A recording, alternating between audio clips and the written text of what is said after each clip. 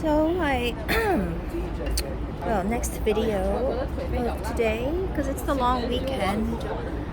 Um, well, you know, it's Memorial Day weekend.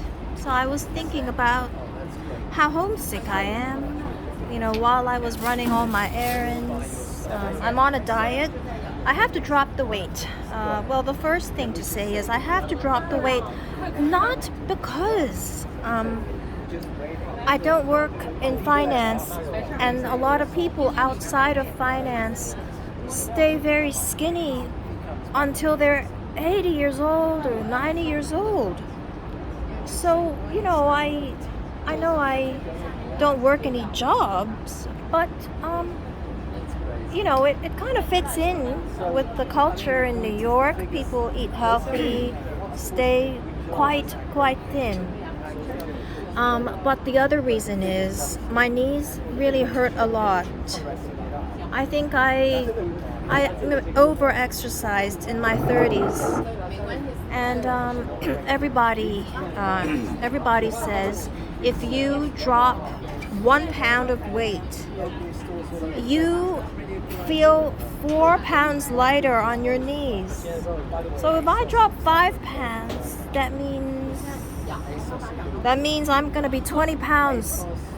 My knees would feel 20 pounds more comfortable. I'd be carrying 20 pounds less on my knees. So I'm not saying I want to be skinny because I don't have a boyfriend. I'm only 42. I think there's still a chance for me.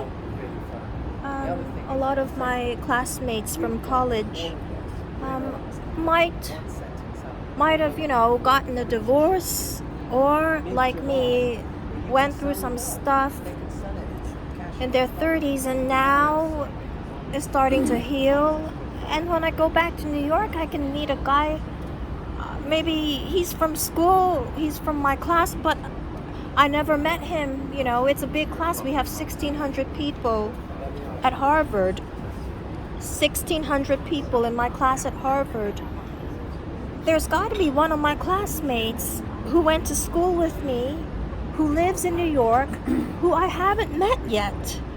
There's, I have hope, and I'm only 42. Maybe I could still fall in love with some guy I haven't met in school, and I could still be a mother, who knows? So for all of these reasons, that's why I'm thinking about going on a diet and staying healthy this Memorial Day weekend. All these reasons. And I guess the second thing to say,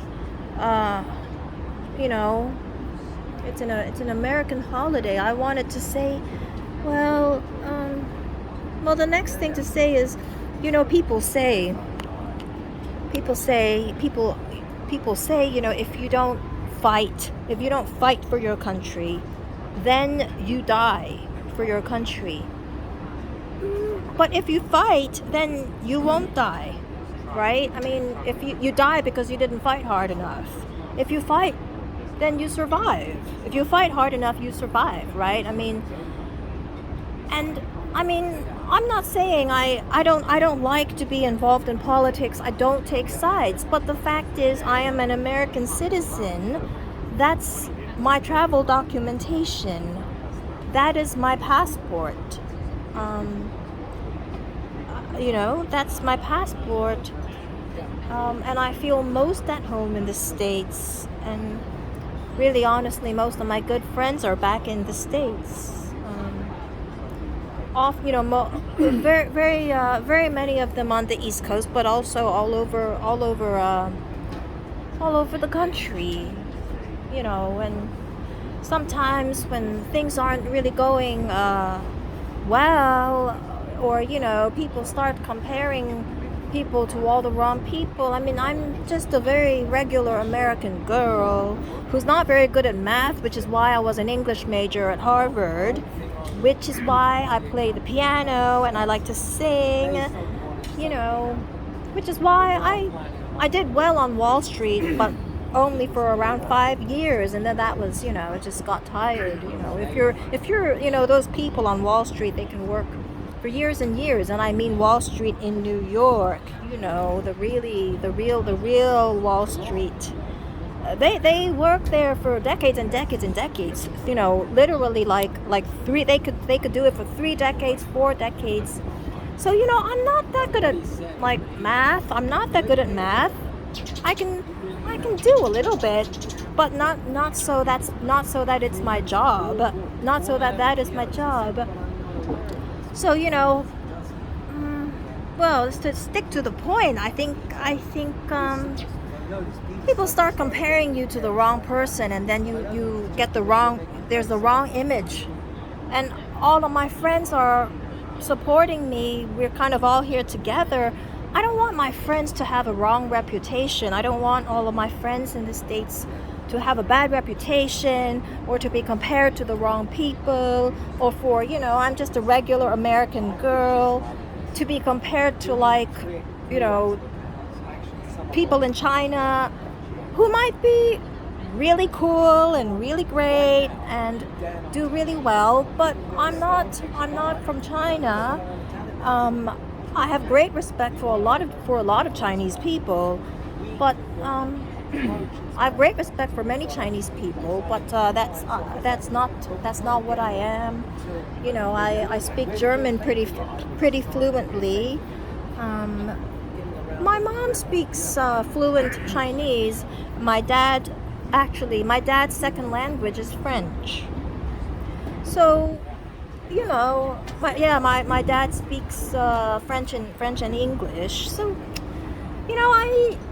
I like being here in Hong Kong, and I would like to come back to visit. I do have friends here. I do have friends in Hong Kong and China, but it's not who I am. So it's very strange when people start comparing me and all my friends to people of a separate culture and a separate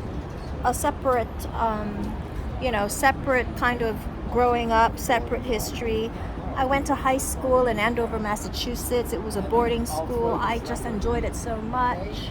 I loved my life in my dormitory with all my friends, and I lived, up on the top floor of my dorm for 3 straight years, which is the worst. It's the worst floor to live on because, my dorm was called Johnson Hall North, and it's just the worst place to live because the top floor is like people say it's like the dirtiest, and you have to you have to climb a mountain to go back to your room every day.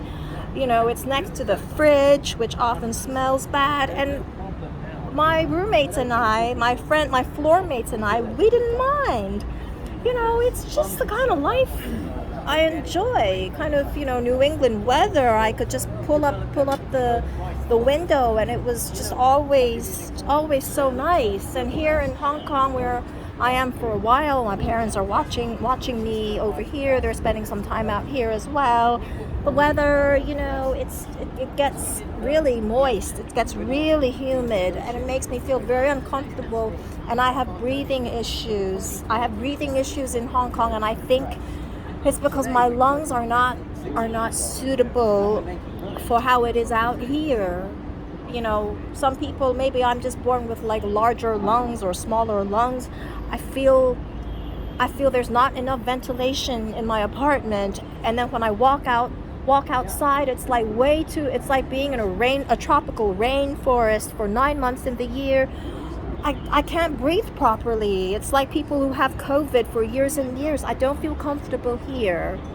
So, I know there are not many people like me out here.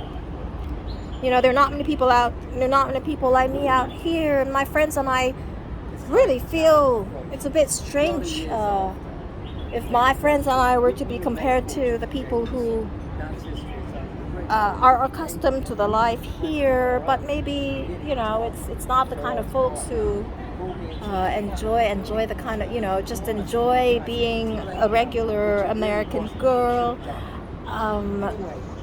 Back in the States, for me, my favorite town is New York, which is the Big Apple. And my mother told me on Mother's Day, And I didn't get to see her this Mother's Day. I had to talk to her only on the phone. So sad. And she told me, by the way, she told me, I used to take impressionist painting to pass the time, like when you draw like a mess, but it's still, something. She said, I took impressionist painting and I drew a picture of an apple. I guess that's how an apple is supposed to look. That's what she said to me on Mother's Day. And it kind of makes me feel sad because that's also kind of, if you ask my friends to draw a picture of me, they would also draw a picture of an apple because it's, it's kind of sweet, but it's still crispy, but it's juicy, it's warm, and it's bubbly, and it's an apple, and it's kind of an American fruit, and it's a fruit. It's only a piece of fruit because it's always a little silly, but it's a part of the country, and so that's what I have to say. That's what I have to say this Memorial Day weekend. Okay, well, I'm gonna head home now. I feel sad because sometimes my parents are getting really, really old, and I know there's tragedy when your parents. What if one day my parents are gone? And I get to be free again, and then I go home and I go back to New York, but then my parents aren't in my life, and so what if you make it, but you made it after your parents are not around, so what if I become a better pianist later if by that time my teachers are gone? That's what I'm thinking, and it makes me really, really sad, and I've had depression, and I've been crying almost every day at home, but I try to keep on a brave face when I do these videos, which are just targeted for my, these are just for my friends, so they know I'm fine, and, anyways, I'll talk more again in a little bit. What am I doing? I'm going to read a book, which is very dear to me. It's called The Red Book. The Red Book is written, it's every 5 years. My whole class at Harvard, for my class 2002, it's our 20th year, so everybody writes a short paragraph, submits it to the Red Book, and says, oh well, how about how have we been doing for the last 5 years, here's what's going on, here's my email if anybody wants to keep in touch. And it's nice. It's nice to keep in touch that way. I think 5 years is a good time span because things happen, every 5 years things happen. Things are bound to happen. If I'm if I have a total tragedy today, I know that in 5 years I'd be a little better. Something would have changed by then. Anyways, okay, this is almost a 15-minute video, so I will say hi again soon.